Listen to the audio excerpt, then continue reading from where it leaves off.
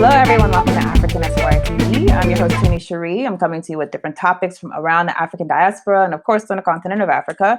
This story that we're going to talk about is coming from the United States. This is one that I think is kind of a long time coming. The AMA, which is the American Health Association, has just released a report that racism is a threat to public The health. American Medical Association now recognizes racism as a threat to public health. The association, which represents tens of thousands of doctors, is pledging work to dismantle racist policies and practices in the healthcare industry.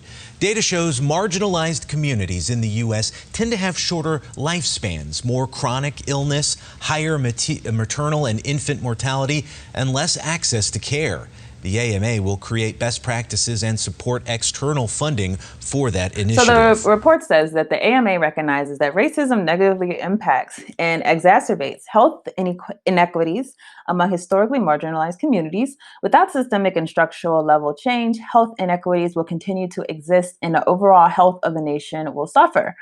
As physicians, leaders in medicine, we are committed to this optimum health for optimum health for all, and are working to ensure that all people and communities reach their full health potential.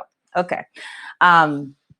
They said to that end, the AMA House of Delegates adopted a new policy.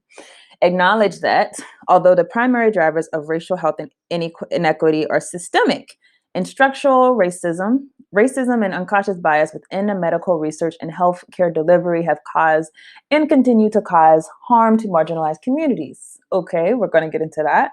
Recognize racism in its systemic, cultural, interpersonal, and other forms as a serious threat to public health, to the advancement of health equity, and a barrier to appropriate medical care. Support the development of policy to combat racism and its effects. Encourage governmental agencies and non-governmental organizations to increase funding for research into the epidemiology of risk and damages related to racism and how to prevent or repair them. And encourage the development, implementation, and evaluation of undergraduate, graduate, continuing medical programs, curricula that engender greater understanding of the causes, influences, and effects of systemic racism, cultural, institutional, and interpersonal racism, as well as how to prevent and ameliorate the health effects of racism. So what are my thoughts on this? Is this something meaningful? I heard someone say this is great and revolutionary on Twitter. I don't think it's that at all. If you actually look at the things that they're saying, it's very surface level. It's very much like the acceptable definitions of racism or the acceptable understandings of systemic racism, and doesn't go to the core of the fact that it's not just merely medical bias. Of course, we have bias in the medical profession, as well as every single profession, because in my opinion, every single person has racial bias, because you're all raised and brought into a world where racism is the pervading factor on what type of person you're going to, what type of socioeconomic status you're going to encounter as a person. So bias, okay, fine, you want to concede that. But the thing that I don't like is that they want to recognize systemic racism without recognizing the fact that probably the biggest issue with racism in the medical profession is that people who are African do not have real health care. And if you're not going to deal with that big major issue, then what are you talking about? And here's the very interesting thing about the American Medical Association. So I'm going to read from an article on the site Vox. It says the nation's most prominent doctors group almost dropped its opposition to Medicare for All. So this is the same group, the AMA, that had recognized that there's systemic racism. They were opposed to the healthcare policy of having Medicare for free for all people. In a striking vote at its annual meeting this week, the American Medical Association's policymakers arm nearly voted to overturn the physicians group's longstanding opposition to single-payer healthcare. By the way, this article was done June of 2019. So this is a prior article, but I'm reading it in light of the new revelations that were brought about today. So the House of Delegates, which sets the policy priorities and positions of the nation's best known medical association, voted on a resolution to reverse the organization's opposition to single payer.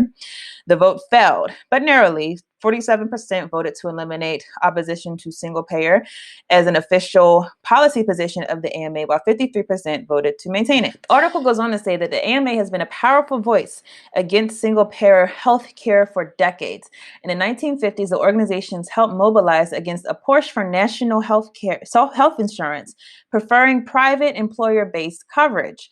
Now, keep in mind, employer-based coverage, if you don't have an employer, then that's where it becomes a huge issue. Or if you have an employer that barely covers what your healthcare is, your premiums, then that's another issue. It did support the Affordable Care Act, but has more recently joined the Partnership for America's Healthcare Future, a conglomeration of hospitals, drug makers, and other industry groups that is singularly focused on opposing the new energy around Medicare for All. And the support of the Affordable Care Act, again, is not surprising. I did a video previously where I talked about the fact that the Supreme Court, which is now conservative leaning, this is a right leaning Supreme Court, they have said that, or they haven't come out yet, but it looks as though this right-leaning Supreme Court is going to uphold Obamacare once again.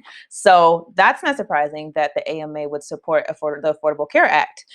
Bob Doherty, a senior vice president for Government Affairs and Policy at the American College of Physicians, tweeted after the vote that such a strong showing within the AMA for single payer would have been unimaginable in years past. So I'm bringing this up to say that when we hear these recommendations from the AMA about what they're going to be willing to support in regard to systemic racism, but they're not for African people all having Medicare for all or healthcare that's not tied to their employment, understand that these are surface levels proclamations that are made to give the appearance of being forward thinking, proclamations that are made to give the appearance of being for the deracialization of the medical field. But of course, we know that these proclamations do not go to the heart of the issue. African people are dying, guys. I don't know if y'all know this, but everywhere in the world, obviously, but in America, what we're talking about right now, we are dying, particularly with healthcare. We're dying when it comes to having children. You have a lot of Black mothers who go into the hospital and don't make it out. You have a lot of Black children that don't make it to being conceived. You have a lot of elderly who are dying from things that could have easily been cured. You have a lot of young people who are getting diagnoses that could easily be cured. And it's not just a matter of saying, well, we recognize that there's systemic racism. It's a matter of saying that we are actually being abused, and to the point, not just because of health insurance for all, because that would be great, obviously, but also because of things like the fact that we live in communities that literally would be next door to a pollution plant, and they're allowed to pump things into the air that's going to go into our children's lungs and could possibly kill them in their youth, if not in their old age. Or we're drinking water from sources that is contaminated with lead and other types of pollutants. We're also living inside of communities where we don't have access to good quality food. If you understand things like GMO, if you understand things like pesticides, understand the things that are constantly being put into our food, if you understand that processed meat has been scientifically proven to contribute to cancer, and yet these are the foods that our people overwhelmingly have to consume because we don't have the luxury of having money to afford food that is going to benefit us. Understand that this is a deep issue. And so these proclamations from them, oh, you're going to recognize systemic, cultural, interpersonal things, that's very great. What are you going to do about the fact, in your capacity as doctors, if you're actually seeing that this is systemic, what are you going to do about changing a system? Because systems don't react to your proclamation. Systems react to revolutionary change. And unless you have a revolutionary pronouncement, everything that you're saying, you could actually keep that. You can actually go on with what you're doing, because it's not going to do anything to change the quality of life of African people in America. So what are your guys' thoughts? Obviously, the medical field in the United States has a very complicated history with our people.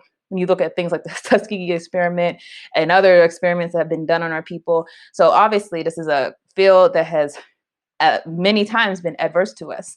And also in modern day, when you look at the quality of healthcare, I mean, it's just so many stories, horrible stories of Africans that go to the hospital and could have easily been diagnosed with something if their physician cared enough to actually give them the time of day to actually seriously consider their conditions. But over and over again, they're told, go home, you'll be fine. Just go home.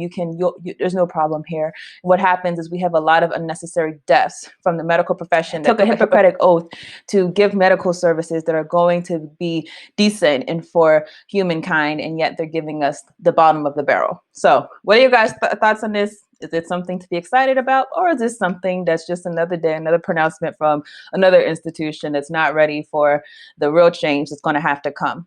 All right, guys, I will see you in the next video.